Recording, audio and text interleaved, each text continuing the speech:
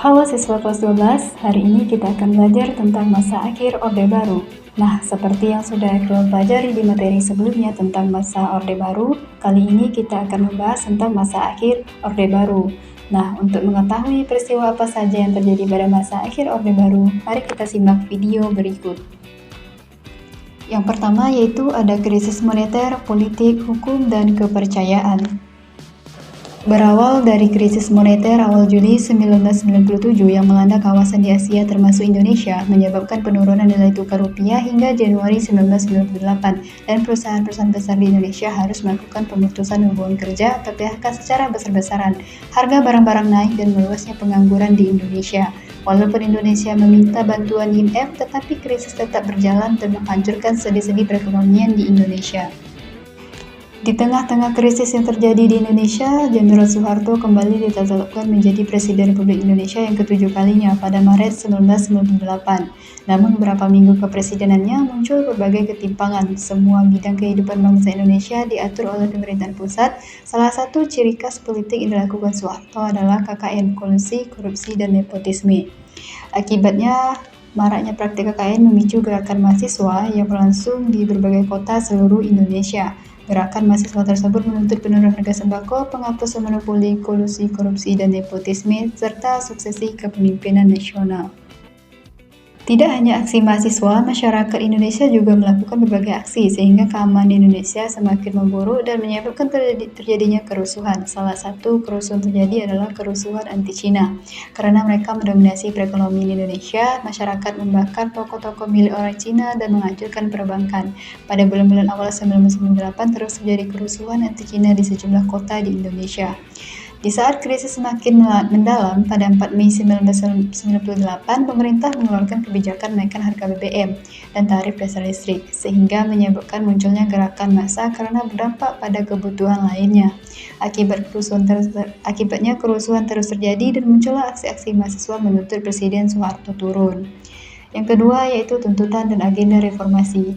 Reformasi adalah gerakan untuk mengubah bentuk atau perilaku suatu tatanan karena tatanan tersebut tidak lagi disukai atau tidak sesuai dengan kebutuhan zaman, baik karena tidak efisien maupun tidak bersih dan demokratis. Berbagai penyimpangan dan krisis terjadi di Indonesia pada saat itu membuat rakyat kecewa dan menimbulkan sikap anti-pemerintahan. Akhirnya, mahasiswa turun ke jalan untuk melakukan tekanan agar pemerintah mengadakan perubahan politik melalui pelaksanaan reformasi total. Agenda utama dari gerakan reformasi adalah menuntut turunnya Soeharto turun dari jabatannya. Puncak aksi mahasiswa yang dilaksanakan di kampus Universitas Trisakti di Jalan Kiai Tipa, Grogol, Jakarta menyebabkan tewasnya 4 mahasiswa Universitas Trisakti akibat tertembak peluru aparat kepolisian. Mereka adalah Elang Mulia, Heri Hartanto, Hendriawan Lesmana, dan Indin Royan. Kemudian mahasiswa menggelar aksi keprihatinan atas tewasnya 4 mahasiswa Trisakti yang kemudian dikenal sebagai peristiwa Trisakti. Akibat peristiwa tersebut menyebabkan demonstrasi lebih besar. Kemudian kerusuhan terus terjadi di 2 kota besar yaitu di kota Jakarta dan Solo. Nah, kemudian demonstrasi mahasiswa terus meluas. Akhirnya pada tanggal 12 Mei 1998, mahasiswa Jakarta menjadikan gedung DPR MPR sebagai pusat gerakan yang relatif aman. Melihat kondisi tersebut, akhirnya Ketua MPR DPR Harmoko menyelenggarakan sebuah rapat membahas tentang permintaan pimpinan DPR kepada Presiden Soeharto untuk mengundurkan diri secara hormat. Keadaan yang semakin mencekam dan demonstrasi terus berlangsung, akhirnya Ketua MPR DPR Harmoko kembali meminta Soeharto mengundurkan diri pada hari Jumat 20 Mei 1998. Namun Soeharto menolak, kemudian Harmoko memberikan ultimatum kepada Soeharto mundur pada hari Jumat atau menghadapi sidang istimewa pada hari Senin.